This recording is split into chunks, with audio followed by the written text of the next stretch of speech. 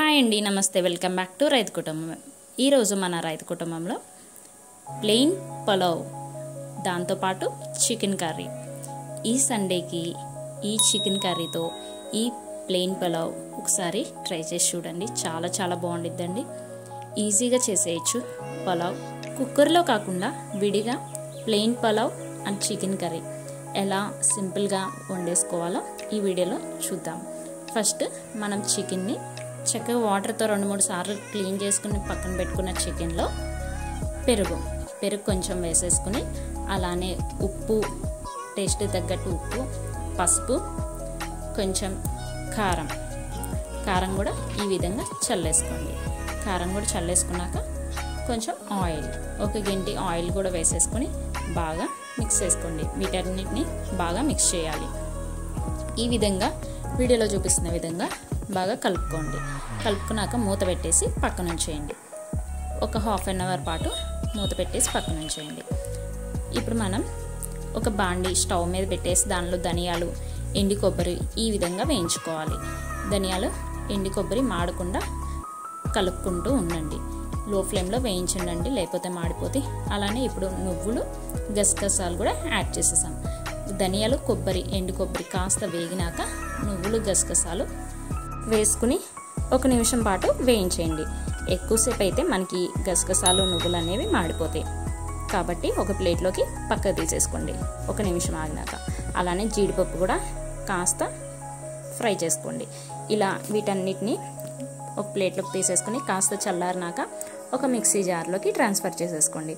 చిన్న మిక్సీ జార్లోకి ట్రాన్స్ఫర్ చేసేసుకొని వీటిని ముందు పొడిలాగా గ్రైండ్ చేసుకోండి. ఈ విధంగా మనకి పొడిలాగా అయితే అయిపోవాలి మొత్తం. ఇప్పుడు మనం ఇందులోనే టమోటా ముక్కలు అండ్ ఉల్లిపాయ కూడా యాడ్ చేసేసుకుందాం. ఒక 2 ఆనియన్ పెద్దవి, అలానే ఒక టమోటా పెద్దదైతే సరిపోతుంది. ఇలా యాడ్ చేసుకుని మిక్సీ పట్టేసుకోండి. మెత్తని పేస్ట్ లాగా మిక్సీ పట్టుకోవాలి. ఇప్పుడు మనం చికెన్ కూడా చాలా వరకు మ్యాగ్నేట్ అయిపోయింది. ½ అన్ అవర్ పాటు ఉంచి ఇప్పుడు చికెన్ కర్రీ వండేసుకుందాం. స్టవ్ మీద గిన్నె పెట్టేసి అందులో 2 గంటలు ఆయిల్ వేసేయండి. ఆయిల్ కాస్త హీట్ ఎక్కనిచ్చి, ఆల్రెడీ ఇందాక ఆయిల్ వేసేసాం కదా, అందుకని కొంచెం తగ్గించి వేసుకోండి. ఆయిల్ హీట్ ఎక్కినాక బిర్యానీ ఆకు, అలానే 2 పెద్ద ముక్కలు కట్ చేసుకున్న ఉల్లిపాయలు, పచ్చిమిర్చి ఇవన్నీ యాడ్ చేసి ఒకసారి కలిదిప్పేసేయండి. ఇప్పుడు ఇందులోనే కొంచెం కరివేపాకు కూడా యాడ్ చేసుకుని మరొకసారి ఈ విధంగా కలిదిప్పుకోండి. ఇందాక గ్రైండ్ చేసి పక్కన పెట్టుకున్న పేస్ట్ని కూడా యాడ్ చేసేయండి. ఇది పచ్చివాసన పోయేదాకా బాగా కలిదిప్పండి. ఒక 5 నిమిషాలు మూత పెట్టేసి మీడియం ఫ్లేమ్లో మగ్గించండి. మూత తీసి చూస్తే చాలా వరకు మగ్గిపోయింది. ఇప్పుడు అందులో చిటికెడు పసుపు వేసి ఒకసారి గెంటితో బాగా మిక్స్ చేసుకోండి. మూత పెట్టేసి ఒక 2 నిమిషాల పాటు ఉడకనివ్వండి. తర్వాత మనకి అడుగంటిపోయింది. 2 నిమిషాల తర్వాత చక్కగా పచ్చివాసన పోయి చక్కగా ఫ్రై అయిపోయింది ఆ పేస్ట్ కూడా. ఇప్పుడు అల్లం వెల్లుల్లి పేస్ట్ యాడ్ చేద్దాం. అల్లం వెల్లుల్లి పేస్ట్ యాడ్ చేసి ఒకసారి గెంటితో కలిపేసుకోండి. ఇప్పుడు మనం ఇందాక మ్యారినేట్ చేసిన చికెన్ కూడా వేసేసుకుందాం. చికెన్ కూడా యాడ్ చేసేసాము. యాడ్ చేసి మొత్తాన్ని ఒకసారి మిక్స్ చేయండి. 1 నిమిషం పాటు ఈ చికెన్ని బాగా మిక్స్ చేసుకోవాలి. మనకి ఆ పేస్ట్ వేసాం కదా, అది కూడా బాగా కలిసేటట్టు బాగా మిక్స్ చేయండి. మిక్స్ చేసినాక రుచికి తగ్గట్టు కారం, ఇంకొంచెం కారం అయితే యాడ్ చేసేసుకుందాం. కారం కూడా యాడ్ చేసి మరొకసారి గెంటితో కలిపేసుకోండి. ఇందాక మనం పేస్ట్ వేసాం కదా, ఆ పేస్ట్కి కాస్త కారం పట్టడానికి కారం కూడా వేసేసి 10 నిమిషాల పాటు మూత పెట్టేసి మీడియం ఫ్లేమ్లో ఉంచాము. ఉంచినాక 10 నిమిషాల తర్వాత చూపిస్తున్నాను మీకు. మనకి ముక్క చాలా వరకు ఉడికిపోయింది నూనెలో. ఇప్పుడు వాటర్ యాడ్ చేసేసుకున్నాం. ముక్కలు మునిగేంత వరకు వాటర్ పోసుకుని ఒక 10 నిమిషాల పాటు మూత పెట్టేసి ఉడకనివ్వండి. ఒక 10 నిమిషాల పాటు మీడియం టు హై ఫ్లేమ్లో పెట్టేసి ఈ చికెన్ కర్రీని ఉడకనిస్తే మనకి చికెన్ కర్రీ రెడీ అయిపోతుంది. ఒక 10 మినిట్స్ తర్వాత చూద్దాము. చాలా వరకు ఉడికిపోయింది, గమనించారు కదండి. ఒకసారి గెంటితో కలిదిప్పేసుకోండి. చికెన్ కర్రీ ఉడికిపోతుంది. ఈ కర్రీ ఉడికేలోపు మనం పక్కన బాస్మతి రైస్ కూడా నానబెట్టేసుకుందాం. 1 కేజీ బాస్మతి రైస్ని 2 సార్లు క్లీన్ చేసుకుని ఒక 20 మినిట్స్ పాటు నానబెట్టుకుంటే సరిపోతుంది. ఎక్కువ టైం కూడా అవసరంలా. మీరు నానబెట్టుకునేటప్పుడే ఎసరు ఈ విధంగా పోసేసుకోండి. మనకి చేత్తో వేళ్ళ మధ్యలో చూపిస్తున్నాను కదా, వీడియోలో చూపిస్తున్నట్టు ఎసరు పోసేసుకుంటే సరిపోతుంది. ఎసరు కూడా పోసేసుకుని ఒక 20 మినిట్స్ నానబెట్టండి. ఇప్పుడు మనం చికెన్ కర్రీ దగ్గరికి వచ్చేద్దాం. చికెన్ కర్రీ ఉడికిపోయింది చాలా వరకు. సో పొడి మసాలా కూడా యాడ్ చేసి ఒకసారి కలిపేసుకుని ఒక 2 మినిట్స్ పాటు ఉంచేయండి. 2 మినిట్స్ తర్వాత స్టవ్ ఆఫ్ చేసేసుకోండి. అంతే అండి, చికెన్ కర్రీ అయితే రెడీ అయిపోయింది. ప్లెయిన్ పలావ్ అయితే తయారు చేసేసుకుందాము. దానికోసం స్టవ్ మీద గిన్నె పెట్టేసేయండి, పెద్ద గిన్నె పెట్టేసి 2 గంటలు ఆయిల్ అండ్ 2 గంటలు నెయ్యి ఆయిల్ 2 సేమ్గా వేసుకున్నాను. మీకు ఎలా వీలుంటే అలా అడ్జస్ట్ చేసుకుని వేసుకోండి. అందులో ఆయిల్ కాస్త హీట్ ఎక్కినాక బిర్యానీ ఆకు, అలానే లవంగింజ, అనాస పువ్వు, షాజీరా ఇవన్నీ వేసేసుకోండి. యాలక్కాయ, పలావ్ దినుసులు మొత్తం యాడ్ చేసేసుకోండి. యాడ్ చేసుకుని గంటతో బాగా మిక్స్ చేసుకోండి. మీడియం ఫ్లేమ్లోనే ఉంచి చేయండి, లేకపోతే మాడిపోతే. సో తర్వాత మనం 2 పెద్ద ముక్కలు కట్ చేసి అట్టు పెట్టుకున్న ఆనియన్స్ కూడా వేసేసి, అలానే పచ్చిమిర్చి ఒక 2 అయితే సరిపోతాయి. ఈ విధంగా ఆనియన్స్, పచ్చిమిర్చి ఈ విధంగా కట్ చేసుకుని వేసుకోవాలి. పెద్ద ముక్కలుగా అయితేనే బాగుంటాయి మనకి. వేసేసుకుని ఒకసారి గంటతో బాగా మిక్స్ చేసుకోండి.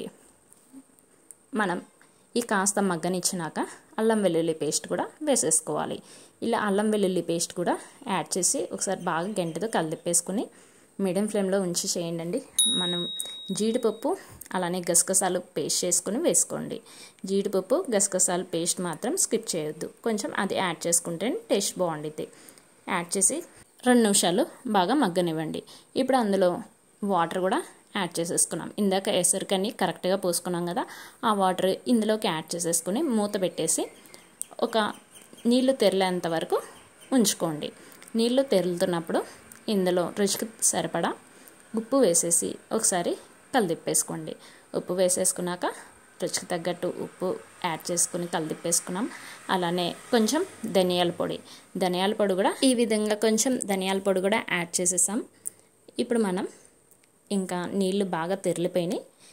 నానబెట్టుకుని పక్కన ఉంచుకున్న బాస్మతి రైస్ కూడా యాడ్ చేసేసుకున్నాము. ఇలా యాడ్ చేసుకుని ఒకసారి కలిదిప్పేసుకోండి. ఈ విధంగా కలిదిప్పేసుకుని మూత పెట్టి మీడియం ఫ్లేమ్ మీద ఒక 20 మినిట్స్ పాటు ఉడకనివ్వండి. 20 మినిట్స్ పాటు ఇట్లా ఆవిరి బయటికి పోకుండా ఉడకనిస్తే పలావ్ అనేది మంచిగా ప్రిపేర్ అయిపోతుంది. నీళ్ళు కూడా కరెక్ట్గా సరిపోతాయి. సో 20 మినిట్స్ తర్వాత చూపిస్తున్నాను మీకు. పలావ్ రెడీ అయిపోయింది. ప్లెయిన్ పలావ్ ఉడికిందో లేదో ఒక మెతుకు పట్టుకొని చూసుకోండి. ఇన్ కేస్ మీకు ఉడకనట్టు అనిపిస్తే కొంచెం వాటర్ పోసుకుని మూత పెట్టేసి 2 నిమిషాల పాటు ఉడకనివ్వండి.